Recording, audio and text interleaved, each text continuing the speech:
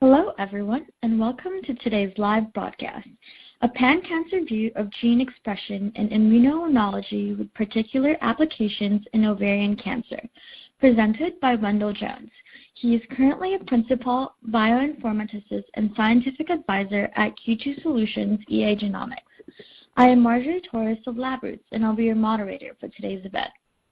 We are delighted to bring you this educational web seminar presented by LabRoots. LabRoots is the leading scientific social networking website and producer of educational virtual events and webinars. Before we begin, I would like to remind everyone that this event is interactive. We encourage you to participate by submitting as many questions as you want at any time you want during the presentation. Just click on the green Q&A button located in the lower left of the presentation window and type your questions into the box that appears on the screen.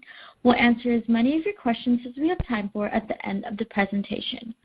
Also, please notice that you will be viewing the presentation in the slide window. To enlarge the window, just click on the screen icon located on the lower right. If you have trouble seeing or hearing the presentation, please click on the support button at the top right of the presentation window, or use the Q&A button to let us know that you're having a problem. This presentation is educational and thus offers continuing education credits. Please click on the button in the bottom left corner and follow the process to obtain your credits. Please join me in welcoming Dr. Wendell Jones. I will now turn the presentation over to him. Thank you, Marge. Yes, today I would like to talk to you about a pan-cancer view of immuno-oncology with particular applications in ovarian cancer, and featuring a particular view using gene expression. So a quick overview. I'm going to go a little bit into the different components of the immune system and talk about specific immune cells just so we have a baseline understanding.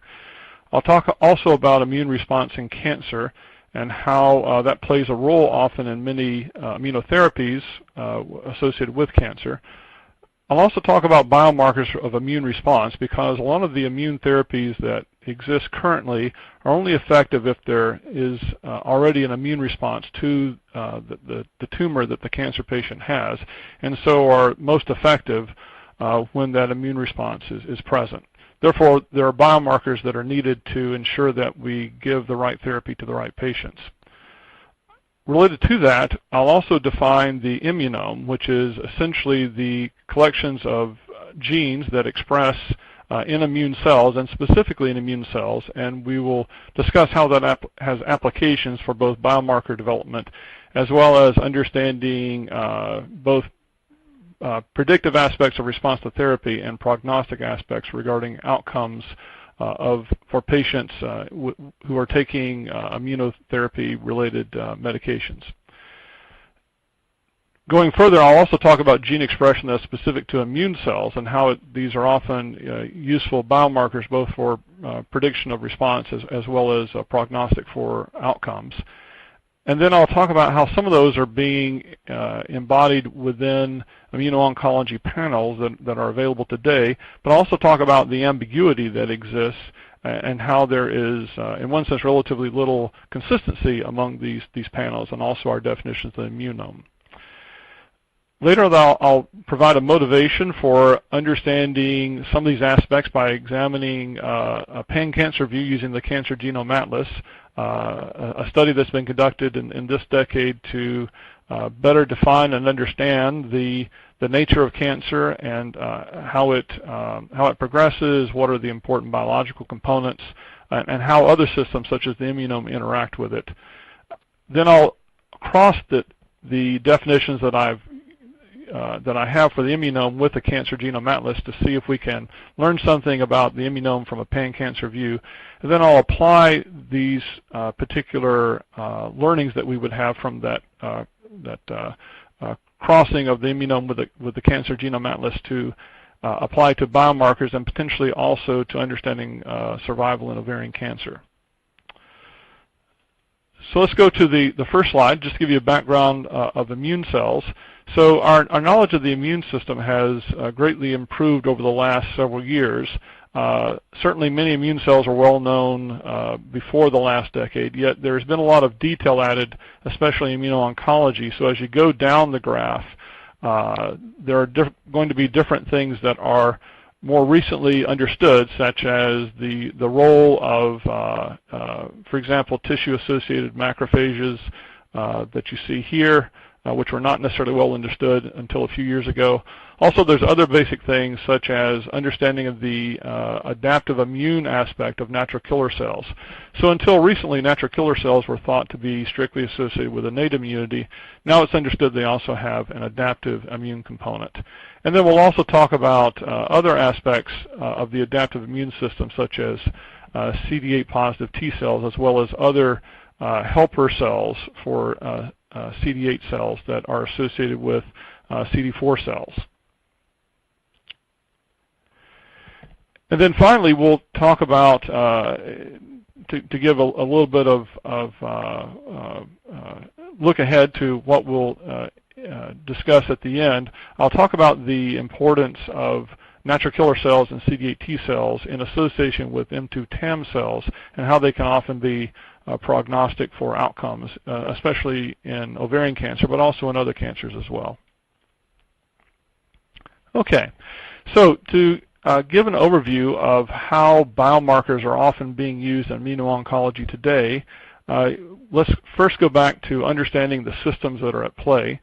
So as we know, cancer is a genetic disease. A lot of times cancer arises, for example, from changes that occur during cell division, where if someone has an impaired mismatch repair function, that often will then yield hypermutability in subsequent cells, and this is due to the fact that the polymerase will often create slippages when it's trying to to fill in the parts of the DNA that are needed to be filled in when cells divide. And then when certain slippages occur and they are not repaired by the mismatch repair function, then you often see frame shifts that occur in the DNA encoding regions that can also be picked up in other regions, namely microsatellites. And so microsatellite instability is a relatively easy way to pick up on this impaired mismatch repair function. But that's just a biomarker. That's not necessarily the causation that's associated with the disease. The causation is more related to things such as the hypermutability part, which will eventually potentially present itself as a higher mutational load or higher mutational burden that exists in these cancer cells. However, there are other mechanisms that can also lead to higher mutational burden besides mismatch repair defects. Nevertheless, whether it's mismatch repair defects or other biological mechanisms, the theory is that the hypermutability of these cells leads to higher mutational burden in the coding regions of genes, therefore creating an increased potential for neoantigens at the cell surface of molecules. And these neoantigens then potentially are picked up by the adaptive immune system and potentially provoke an immune response or immunogenicity in the tumor microenvironment. However, there are also other biological mechanisms that potentially can provoke an immune response as well.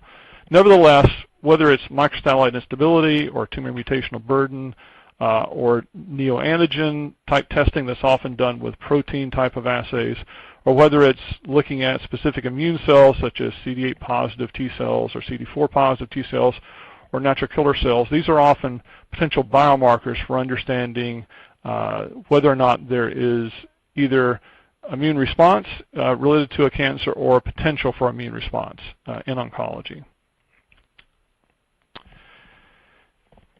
One thing that's important to understand is that even if there is an immune response, that is not the final word. So there's often a yin and yang of immune regulation related to cancer cells and how they interact with the immunome.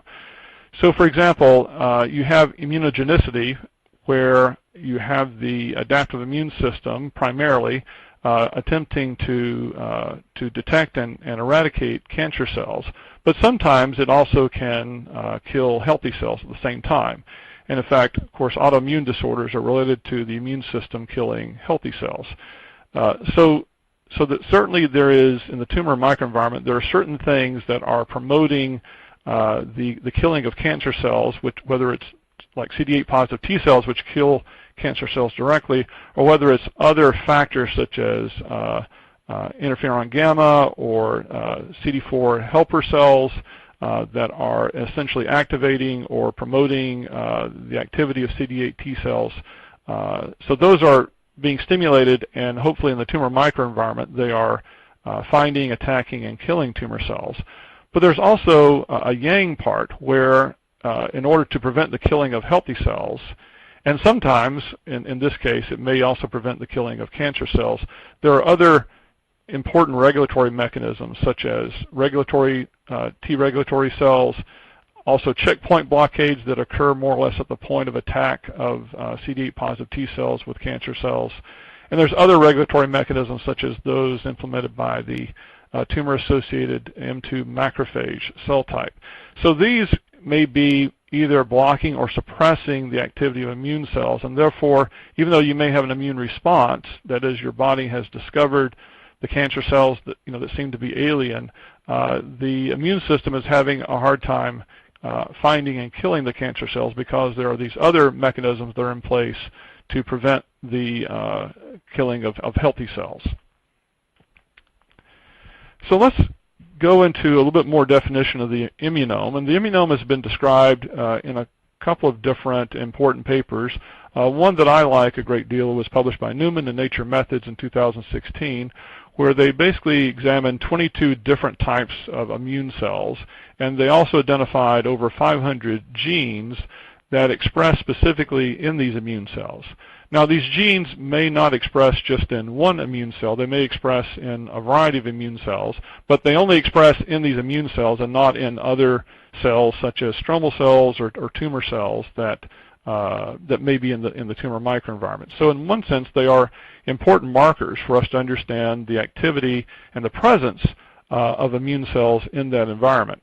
And so you see here's just an excerpt from that where you have a large list of genes, and then the points in red are those immune cells that that particular gene is expressed in, and then the blue areas are indicating that that particular gene is not expressing in that particular immune cell. And you see that there's a wide variety. There's some genes that only express, for example, in particular dendritic cells, but then there's a lot of cells that express in a variety of different T cells or other adaptive, immune cell types.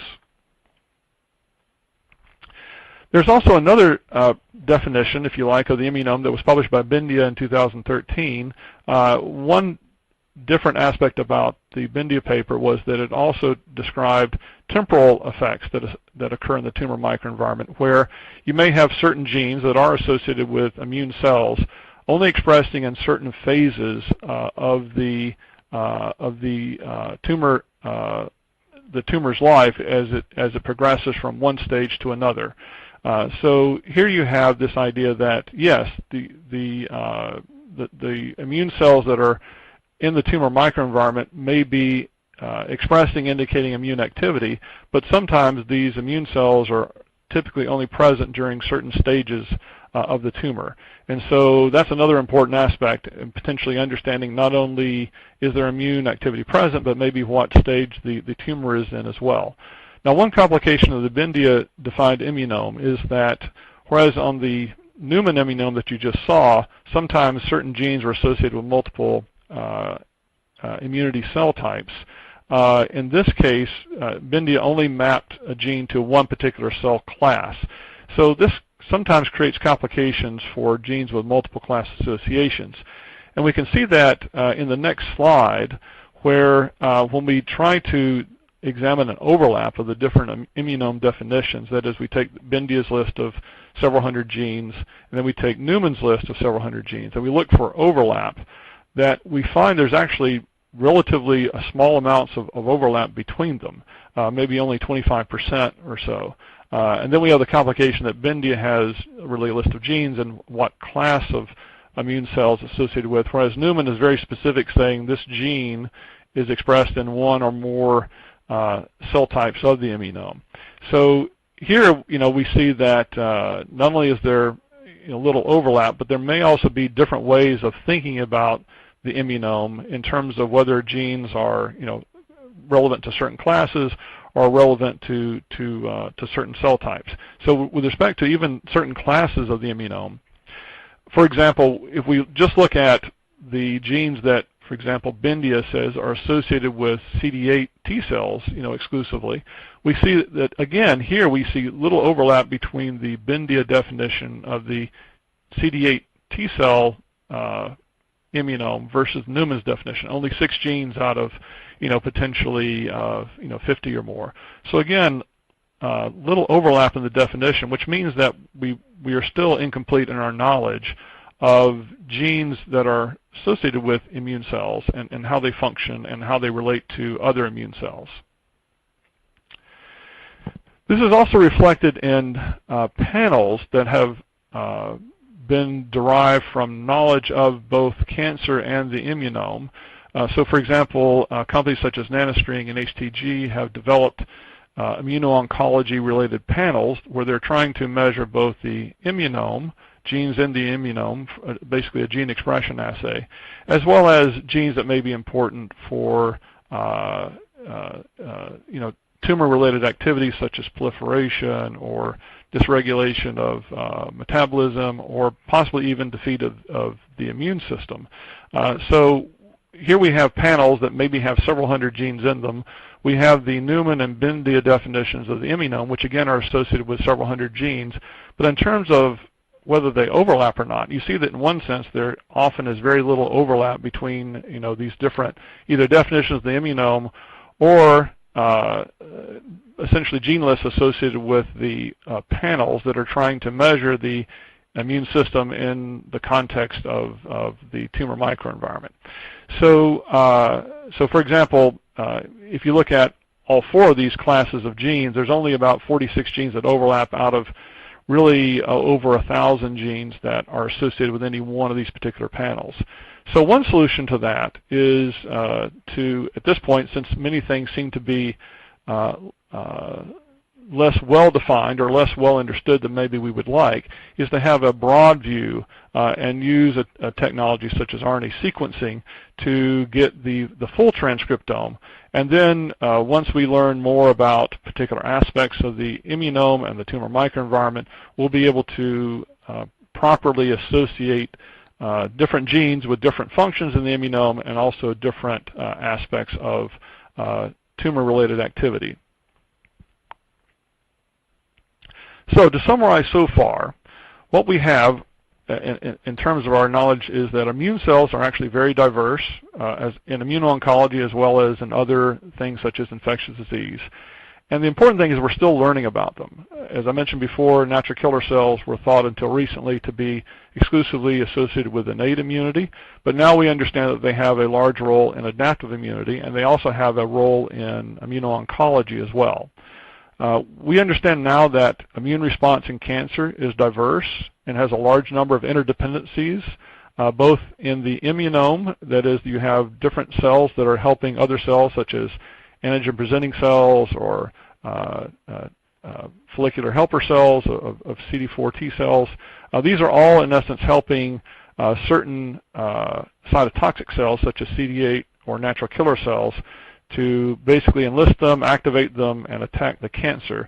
But there's also opposing forces such as macrophage M2 TAM-related cells, T regulatory cells, and also different checkpoints such as the well-known PD-1, PD-L1 checkpoint that are sort of an opposing force to the immune system attacking the tumors and serve as sort of a checks and balances to prevent other harmful aspects such as autoimmunity. We also know that the immunome is not completely well defined, even though parts of it are well understood, and that's more or less made evident by the variety of the immunome definitions as well as the panels that have come out recently to measure immune system activity as well as the gene expression in the tumors that they are potentially attacking. So our partial knowledge of immune cells, their makeup, and their behavior in this tumor microenvironment still means that there are some gaps that we need to fill in. So therefore, it could be that if what you're measuring is well understood, then those panels may be well suited for that purpose. Otherwise, there are still other mechanisms such as using transcriptome-wide RNA-seq to measure these different aspects so that you can get a full picture of the tumor microenvironment. But then another question comes around as to what does this all mean? In other words, if we knew the immunome and its activity perfectly, what would that tell us? And so one answer to that is that several drugs have been approved recently that essentially are boosting the immune system for certain oncology patients, many by interrupting the PD-1, PD-L1 checkpoint. So for example, here are some examples of immunotherapy drugs that have been proved many of them in the last few years, such as nivolumab or ipilimumab. And you see that many of them are actually targeting this PD-1, PD-L1 checkpoint, initially approved for treatments in certain types of cancers, but it could be that actually these drugs may work in a variety of cancers, which is what I'll talk about a little bit later. However, one important aspect of these immunotherapies is that these therapies only work if the tumor has already elicited an immune response. In other words, a lot of these particular therapies are essentially another aid to an adaptive immune system that may already have recognized the tumor. It's just now that they are removing some of the blockades or some of the checkpoints that may prevent the immune cells from attacking the particular tumor cells that they are in essence looking for, those neoantigens on the surface of those cancer cells that they're looking for. So the question is, how can we tell if there is an immune response to the tumor so that we know that if we give a particular patient immunotherapy that will actually have the intended effect? And is there quantifiable evidence of immunogenicity in the tumor microenvironment that level of immunogenicity is associated with better outcomes? So whether or not you have an immunotherapy or not, is the fact that your adaptive immune system has already recognized the tumor, does that in of itself lead to potentially better outcomes? And so understanding that will guide us a lot regarding both what kind of therapies and how we end up ultimately treating the patient.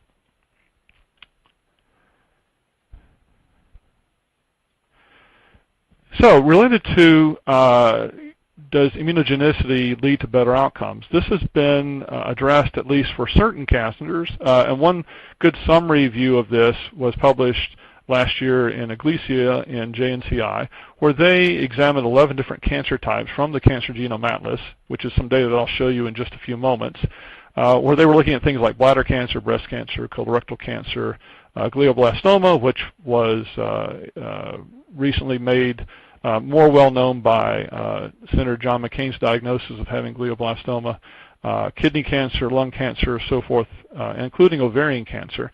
And so they were looking at published immune-related signatures, and you can see some of those more or less on the left-hand side. Not to worry about the details of which ones, but let's just say that there are various related gene expression signatures that have been published about the immunome. They include things such as PD-1 and PD-L1, which we've already mentioned, the gene CTLA-4, which is also another checkpoint-related gene, B cells, T cells, and then also macrophage and potentially other genes such as dendritic cells.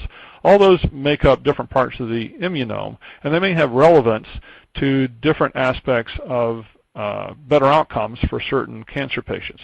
So this is the idea that Iglesia and his colleagues examined, which is let's look at different immune signatures for gene expression, let's look at different cancers, and let's see if we can determine whether or not different immune signatures are prognostic related to these outcomes for the several different cancers. So they published their results, and for example, some of the results they found were that breast, head and neck, certain lung cancers, melanoma, and endometrial cancer showed improved survival among patients with tumors that had a high level of immune activity in their tumor microenvironment, essentially infiltrating leukocytes and lymphocytes. And then separately, immune signatures have appeared related to colorectal cancer especially colorectal subtypes, and those have also been associated with survival, in that, again, higher immune-related activity is often associated with better outcomes. However, related to ovarian cancer, it's been a different story, or at least a mixed story to this point.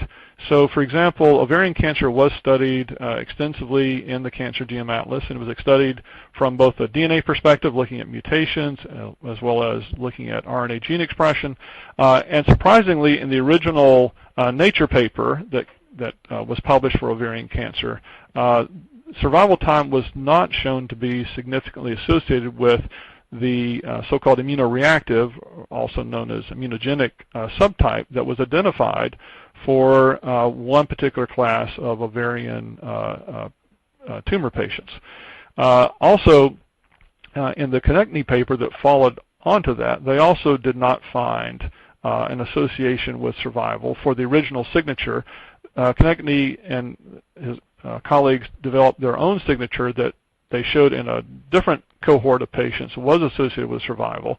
But essentially, we are getting a mixed message related to immune activity and ovarian cancer related to survival, because we have one main paper that did not find an association looking at a large number of samples, in this case around almost 500 samples, and then the Konechny paper, which for a smaller set of patients actually did find an association.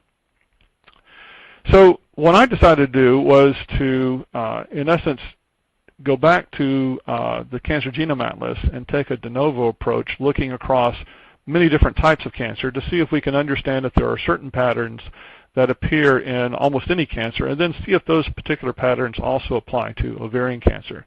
So I started with over 25 cancer types and subtypes that exist in TCGA, looking at the gene expression and specifically the RNA sequencing data, because that's usually very high quality. It was all done more or less by one institution in a very consistent fashion.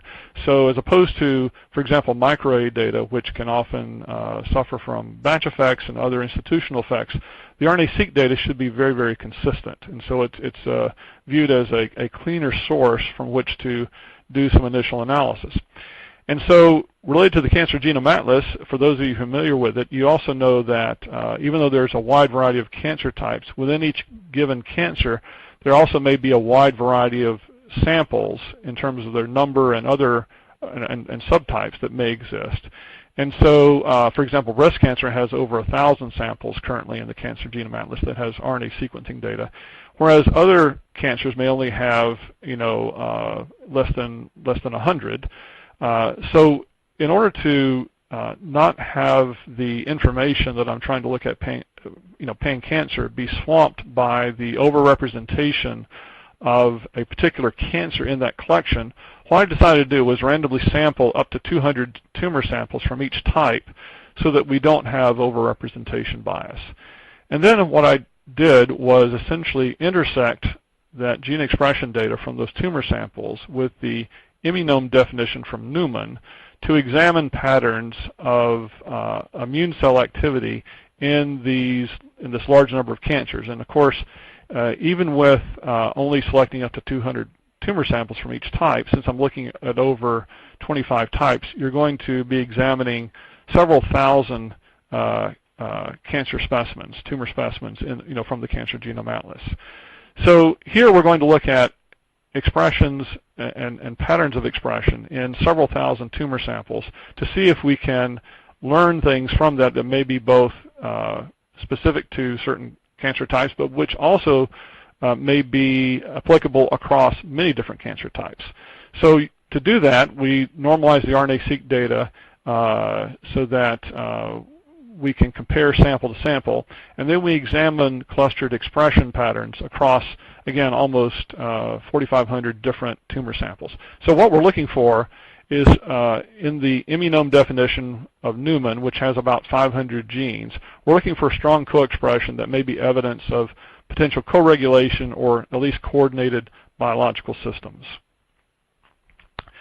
So here is a clustered heat map that results from looking at that Newman immunome definition. As you see, I've color-coded different aspects of the immunome related to different types of cells. So for example, B cells are coded gray, T cells have a red and green association, natural killer cells are coded in blue, and then you have macrophage and other parts of the innate immune system coded in purple.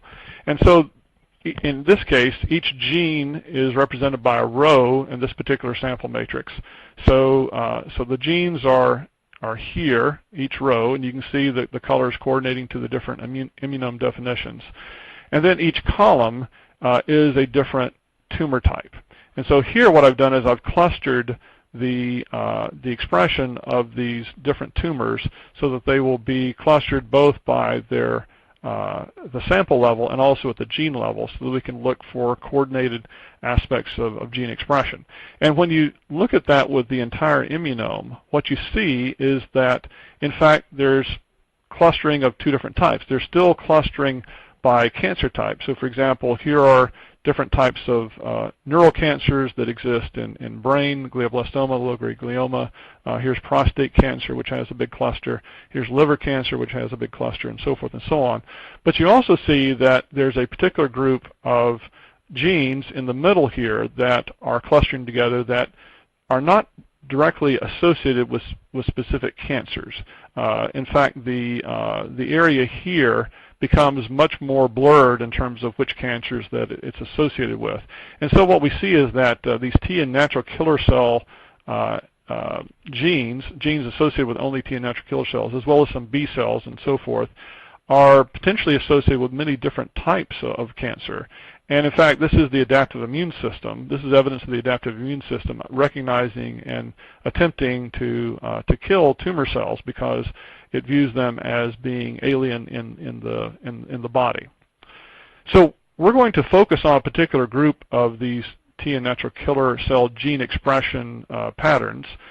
In particular, we're going to look at a particular subtype of tightly correlated genes associated with T and natural killer cells. And we're going to essentially pull those out and then recluster the entire set of 4,500 tumor samples. And when we do that, we see the following graph. And what we notice here is actually rather striking.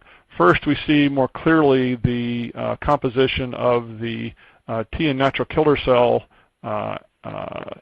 aspects within this particular cluster. We see them in the red and light blue. And we also see them also essentially separating almost all the tumor samples into what I will call very hot tumors, that is, tumors that have strong evidence of immune response and immune activity in the tumor microenvironment.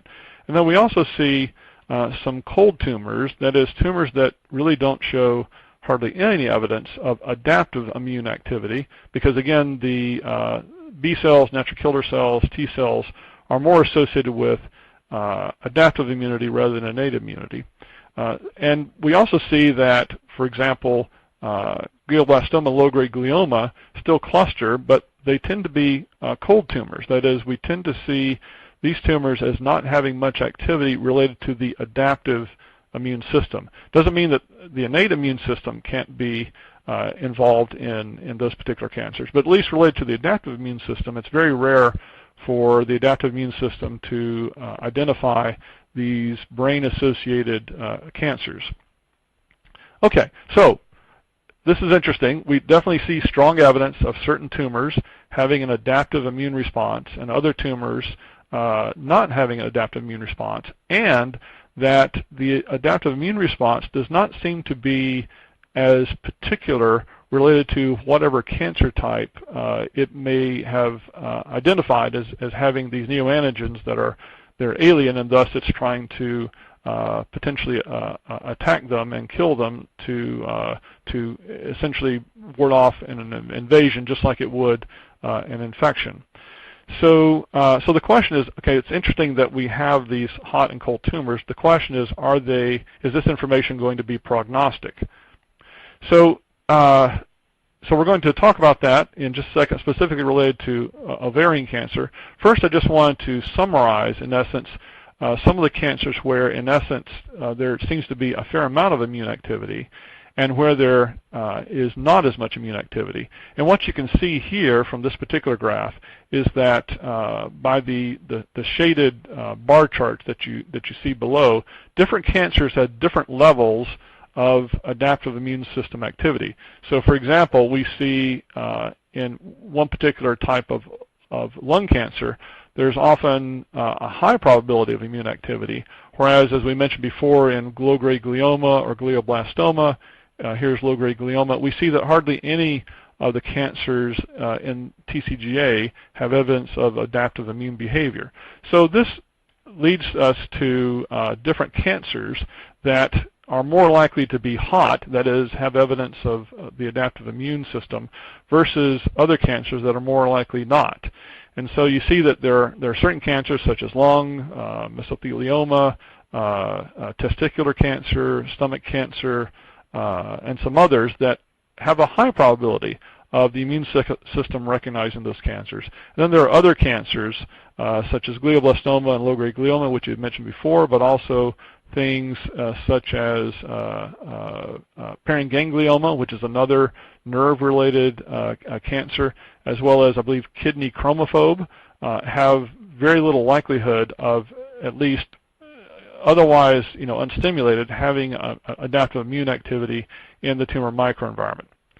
So now we get to ovarian cancer, and we see that ovarian cancer is somewhere in between. So there are certain tumors that seem to have immune activity and others don't.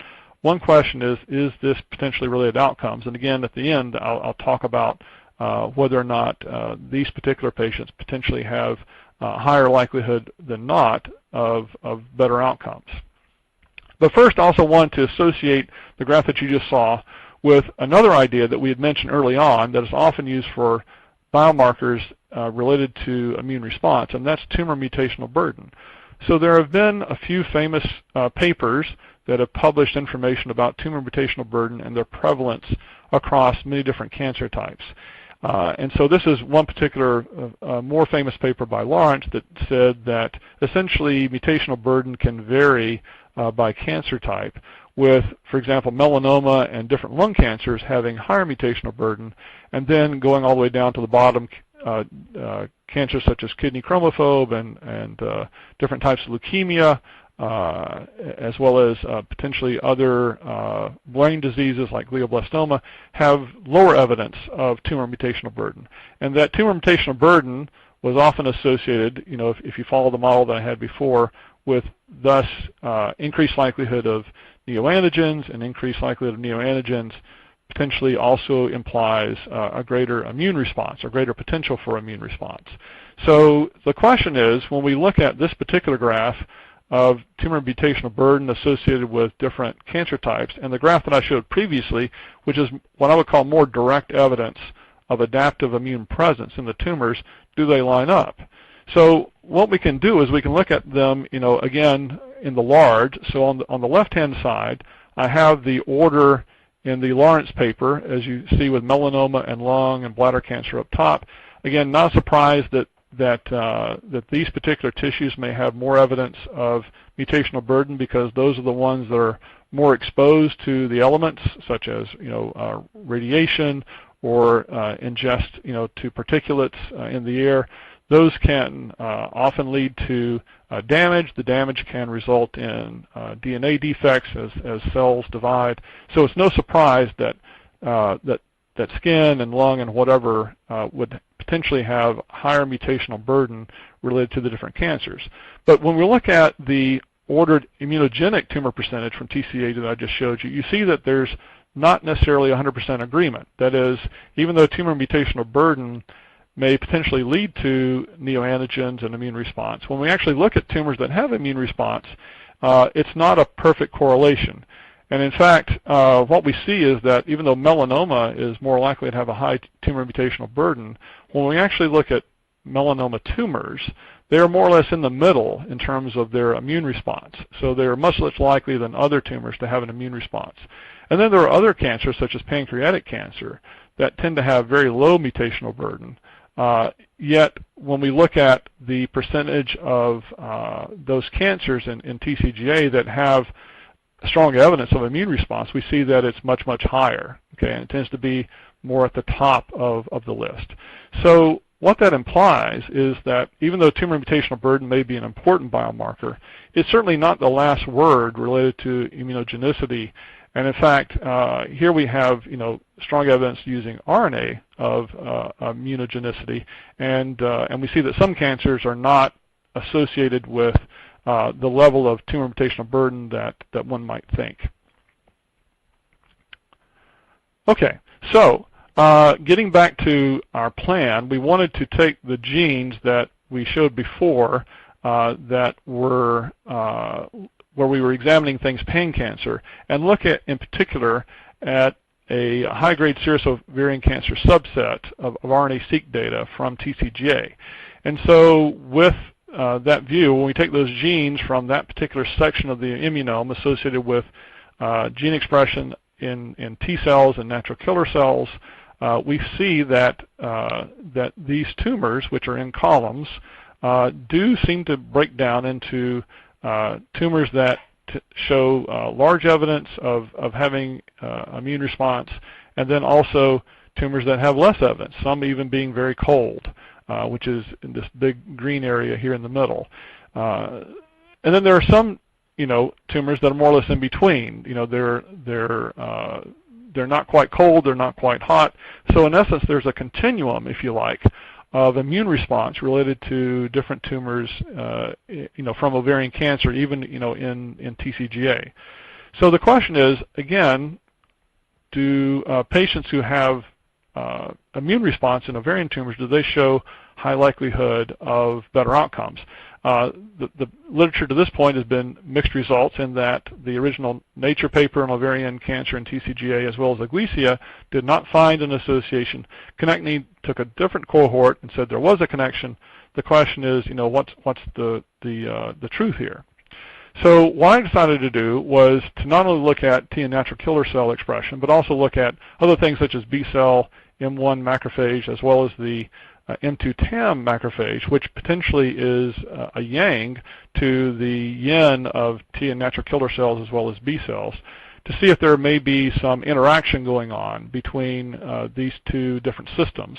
And so I'm taking signatures for these different types of immune-related cells, and I'm going to turn them into continuous scores to indicate a level of activity of those particular signatures in this particular type of cancer. And I'm going to do proportional hazard regression using Cox regression and show whether or not these signatures are significant, therefore prognostic, in ovarian cancer for the TCGA ovarian cancer, as well as some of Konechny's data.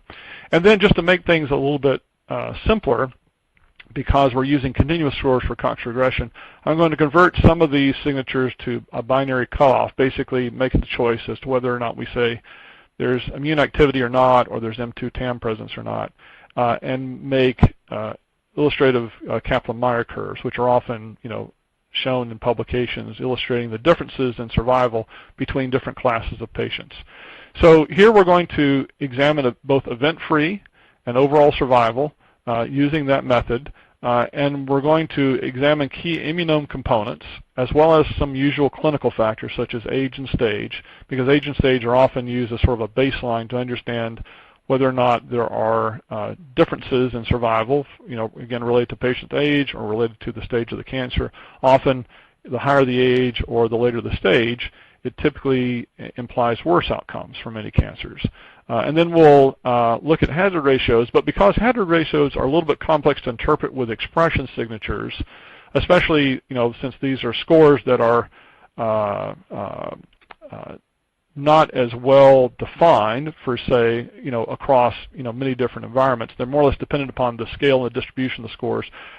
For this presentation, I'll just primarily examine the direction of the hazard ratio to make sure that, for example, doesn't match our intuition. That is, if we see more T and natural killer cell gene expression, which implies the presence of those CD8 T cells as well as natural killer cells, if we see more of that present, does that tend to lower the hazard or lead to better outcomes for these ovarian cancer patients. And then one other important thing, which I think is related to my work with collaborators in ovarian cancer, we want to not necessarily look at all ovarian cancer patients. We want to look at a cohort of uniformly treated ovarian cancer patients, which I don't necessarily think was done, prior to this, where we say, okay, let's look at patients who had a minimum of 6 courses of adjuvant platinum-based chemotherapy, and look at the implication of these immune-related signatures in these ovarian patients who are uniformly treated. So when we look at that from a Cox regression viewpoint, here are some results where I'm showing 2 models that one uses the essentially more innate immune signature, but which may be recruiting adaptive immune helpers, which is the M1 macrophage. And we see that the M1 macrophage is significant across these 3 different data sets, that is, looking at TCGA event-free survival, looking at TCGA overall survival, as well as the ConnectMe data set overall survival. In fact, not only is it significant, it's highly significant, and it's significant in the ways that you would think are reasonable. That is, the M1 signature, basically the greater the presence, the lower the hazard.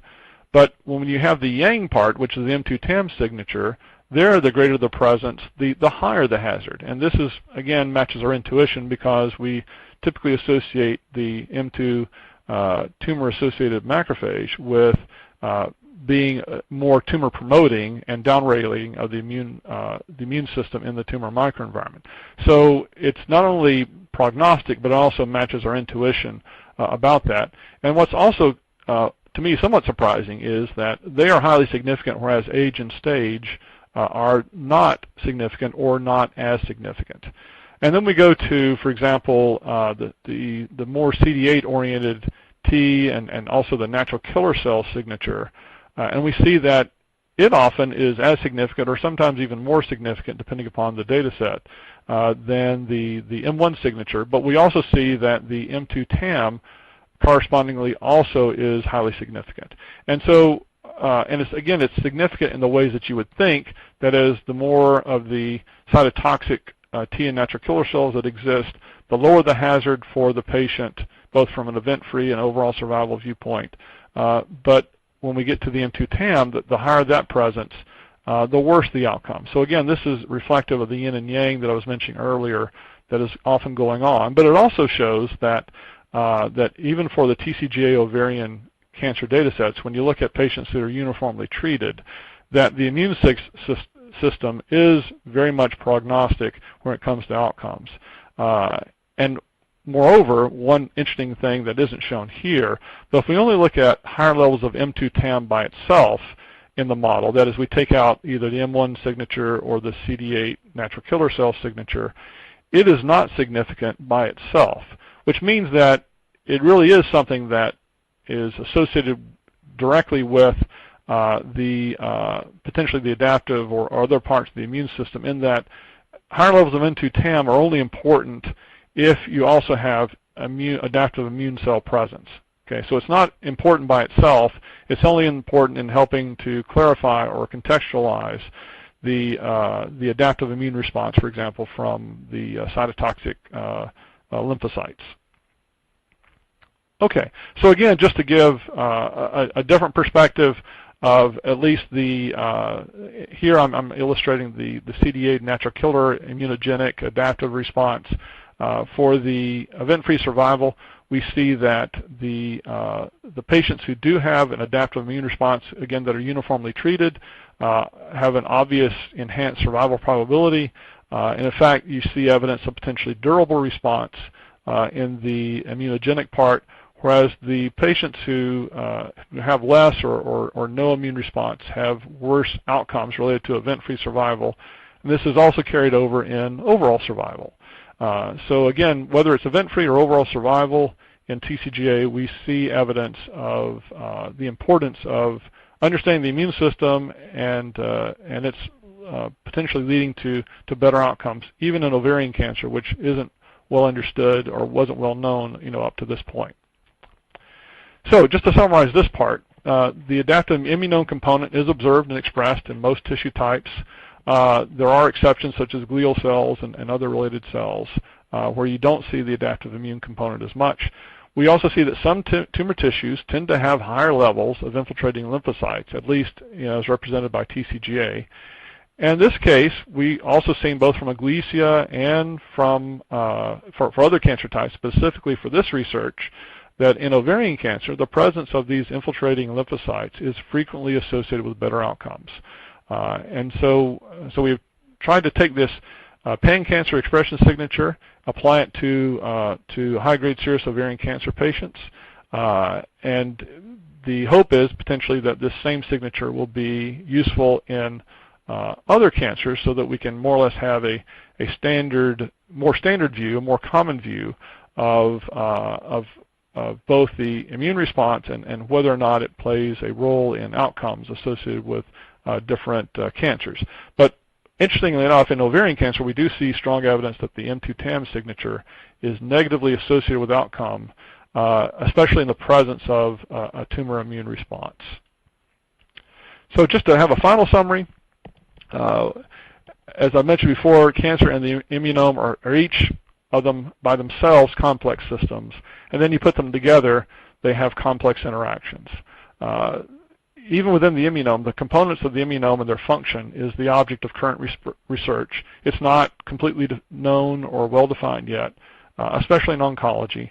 And then for discovery purposes, as a result, it may be best to consider more transcriptome-wide methods until you have a validated signature, in which case you can go to more focused panels, and those should be well-suited for that purpose.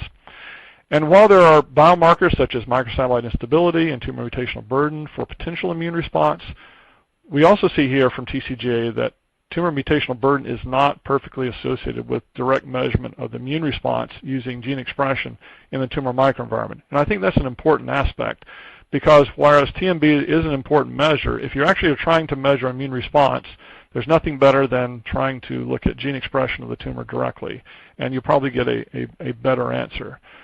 We've also seen that pan-cancer views of the immunome can be instructive in terms of giving robust signatures, and that these immune signatures can often be prognostic for outcomes in many cancers, including ovarian cancer. And with that, I'll conclude, and I want to acknowledge some people, such as the Cancer and Genome Atlas Consortium, as well as some colleagues such as Joel Parker at the Lineberger Cancer Institute at UNC Chapel Hill, as well as Drs. Ram and Maruk Ganapathy at the Levine Cancer Center and Carolinas Healthcare in Charlotte, North Carolina. So with that, I'll turn it back over to Marge. Thank you, Dr. Jones, for that informative presentation. We will now start the live Q&A portion of the webinar. If you have a question you'd like to ask, please do so now. Just click on the green Q&A button at the lower left of the presentation window. Type your questions into the box that appears on your screen and click on the send button. We'll answer as many of your questions as we have time for. Let's get started. Our first question is, what are potential reasons for the lack of close agreement between tumor mutational burden and adaptive immune activity in the tumor microenvironment? Okay, that's a good question. There are many potential reasons. So, for example, tumor mutational burden essentially assumes that one particular mutation has the same potential as another, and I think we know that there are certainly going to be some mutations that have bigger impacts on the potentially resulting protein that may make it more easily recognized by the immune system. Also, there's also the patient's own genetic makeup, for example, like in HLA regions, as well as their adaptive immune capability. So, for example, we know that for some patients, their adaptive immune system may not be as efficient as they get older versus when they're younger. So there are potentially many reasons why there isn't a close agreement related to specific tissues. That is a little bit of a surprise, because the genetic component should be the same across. In other words, the genetic component for a person should be the same across tissues. But obviously there are different aspects of the tissue itself that may allow for greater access to the immune system, so that I think it's important to consider that there are both aspects. There's a potential part. There's also, if you can measure it directly, maybe the actual results that you can measure, for example, using gene expression from the tumor microenvironment, because we do know of these cells having very specific genes that are associated with them. So there's many reasons. I don't think all of it is well understood at this point. Thank you for that answer. Our next question is, what is the better biomarker or immunogenicity? Tumor mutational burden, or a protein, or expression-based marker, or signature from immune cells in the tumor microenvironment? Yeah, so this is also a complex question. What's a better biomarker for immunogenicity? In one sense, some of the best biomarkers could potentially be protein-based biomarkers, and in fact, protein-based biomarkers are often used in immunohistochemistry by pathologists to determine whether or not there are specific types of immune cells. There are complications there. There's an assumption that the antibodies are going to be properly made and sensitive for the type of marker that one's looking for. Also, there's a limitation often in terms of how many different types of proteins or genes that can be interrogated at the same time. And as we saw, the immunome is often complex, and you may need to potentially interrogate several genes in order to understand the immune response or the state of the immune response in that particular tumor. So there's going to be some where I think that if you're trying to measure immunogenicity directly, I would say you would need to use some type of protein or expression-based marker or signature of the tumor itself. The protein part can also potentially give advantages related to spatial interpretations. The expression-based gives advantages in terms of the thoroughness or completeness in which you can examine obviously many thousands of analytes simultaneously if it's an expression-based biomarker. And then TMB, I think, is useful for some contexts related to potential immunogenicity, but it is not a direct measure of immunogenicity. So I would tend to think that if you're trying to measure immunogenicity versus potential, that a protein or expression-based biomarker would probably be better for the cells in the tumor microenvironment. Thank you. Our last question is, are other immune cell signatures associated with outcomes or response? Yeah, so here I did highlight, for example, the cytotoxic lymphocytes such as T cells, CD8 T cells, and the natural killer cells, which are very important. I also mentioned, M1 and M2 TAM macrophage, but it turns out that, for example, B cells can also be an effective signature. And in fact, if I were to replace the CD8 and natural killer cell signature with a B cell signature, it would also be significant in the context of ovarian cancer, as well as a few other immune-related signatures. This is not a surprise, especially B cell and the cytotoxic T cells, because they're often working together. B cells presenting antigens for these particular CD8 T cells and natural killer cells. They're also working to create antibodies. So if you have a lot of B cells in the microenvironment, that may be one of the leaders in terms of trying to activate CD8 T cells or recruit other related cells so that they can, in essence, bring the adaptive immune system to bear on the tumor. So yes, other immune cell signatures can be associated with outcomes and potentially also response to treatments.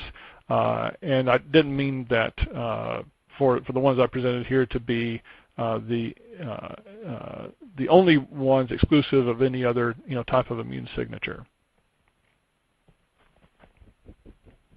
I would like to once again thank Dr. Wendell Jones for his presentation. I would also like to thank LabRoots for making today's educational webcast possible. Before we go, I want to let everyone know that today's webcast will be available for on-demand viewing through January of 2017. You will receive an email from LabRoots letting you know when this webcast will be available for replay. Please share that announcement with your colleagues who may have missed today's live event. That's all for now. Thank you for joining us, and we hope to see you again soon. Goodbye.